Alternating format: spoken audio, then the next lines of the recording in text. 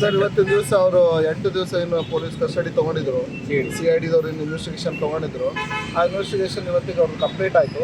ಅದಕ್ಕೆ ಇವತ್ತಿನ ದಿವಸ as per the order of the honourable court today they have produce before the second JMFC court produce ಮಾಡಿದ್ದಾರೆ. ಆಮೇಲೆ ಅವರು ಫುಲ್ ಎಂಟೈರ್ ಇನ್ವೆಸ್ಟಿಗೇಷನ್ಸ್ ಕಂಪ್ಲೀಟ್ ಆಗಿದೆ ಅಂತ ಹೇಳಿ ಅವನು ಎಲ್ಲ ಆರೋಪಿಗಳನ್ನು 5 ಆರೋಪಿಗಳನ್ನು ಇವತ್ತು ದಿವಸ ಮಾನ್ಯ ನ್ಯಾಯಾಲಯದಲ್ಲಿ ಪ್ರೊಡ್ಯೂಸ್ ಮಾಡಿದ್ದಾರೆ. ಮಾಡಿ ಇವತ್ತು ಜುಡಿಷಿಯಲ್ ಕಸ್ಟಡಿ ಇದೆ, ಅದು ಅಪ್ ಟು 31st ವರೆಗೂ ಎಕ್ಸ್ಟೆಂಡ್ ಮಾಡಿದ್ದಾರೆ. 14 ಡೇಸ್ ಜುಡಿಷಿಯಲ್ ಕಸ್ಟಡಿ ಕೊಟ್ಟಿದ್ದಾರೆ. ಮುಂದೆ ಏನು ಸರ್ ಈ ಮುಂದೆ ಏನಿಲ್ಲ, ಇದರೊಳಗೆ ಎಲ್ಲರದ್ದು ಅವ್ರ ಇನ್ವೆಸ್ಟಿಗೇಷನ್ ಕಂಪ್ಲೀಟ್ ಆಗಿದೆ. ಈಗ ನಾವು ಬೇಲ್ ಪಿಟಿಷನ್ ಮೂವ್ ಮಾಡ್ತೀವಿ. ಇವತ್ತೇ ಹಾಕ್ತೀವಿ.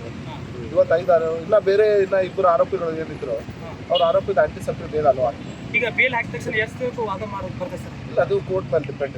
ಮಾನ್ಯ ನ್ಯಾಯಾಲಯ ಯಾವತ್ತಿನ ದಿವಸ ಡೇಟ್ ಕೊಡುತ್ತೆ ಅವತ್ತಿನ ದಿವಸ ಬಂದು ನಾವು ಆರ್ಗ್ಯುಮೆಂಟ್ ಮಾಡ್ತೀವಿ.